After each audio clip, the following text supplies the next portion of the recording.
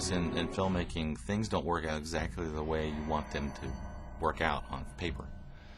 An example is that the final 12 or 15 minutes of the movie takes place in what is written an underground laboratory.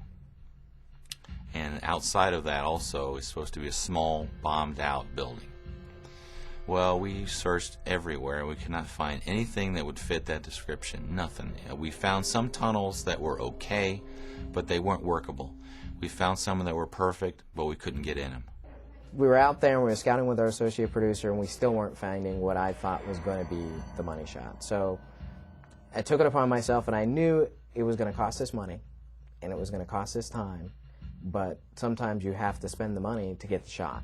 So I called up Richard Ozian, who's or Oz, who's the Youngstown Film Commissioner, and said, Oz, do you have anything that's like a factory or anything? And they were able to help us with a old tire factory, which looked like it had just been strafed and bombed by whatever. It was a mess, and it was perfect for our movie though. So basically, then at that point when we got that, probably 2 days before we started, no, the day before we started rolling there, I had to rethink pretty much everything in that movie, in the last 14 pages. Structurally, it pretty much stayed the same, but because the locations were so vastly different, there had to be a different approach.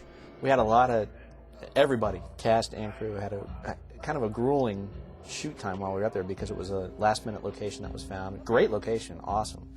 But we had to adapt a lot of things on the fly, and so had to get a lot of stuff done in a short period of time. So had a grueling day before, and so we thought Friday, we were kind of told, the actors were told, oh, this is going to be an easy day. It's not a problem. I promised everybody it would be done by 4. That didn't happen. Because what had happened is that once we're in there and you start getting into the sequence and you start adding to the sequence, because if we had to take advantage of that location because it was so awesome. We ended up adding a whole sequence for an action scene of killing some Germans with an ambush, and we improvised that whole thing within 15 minutes of thinking about it, talking about a few angles, and then grabbing the camera and just shooting it. By that point, by that time, after shooting all those days, we were like a machine, I think, at that point.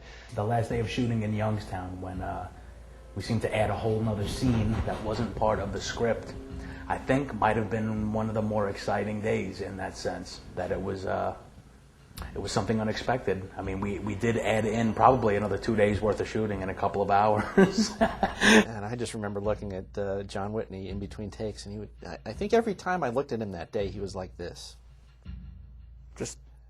Or it was like this.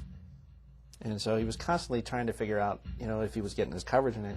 He had a monstrous job on his hands. Doing something off the cuff like that, and I think it turns out to be one of the better action scenes in the movie. I think it was shot real well, and it was exciting to do something that we weren't expecting to do. And at the end of that day, we probably added a good 30 shots that was not there before. So we had 57 setups that day.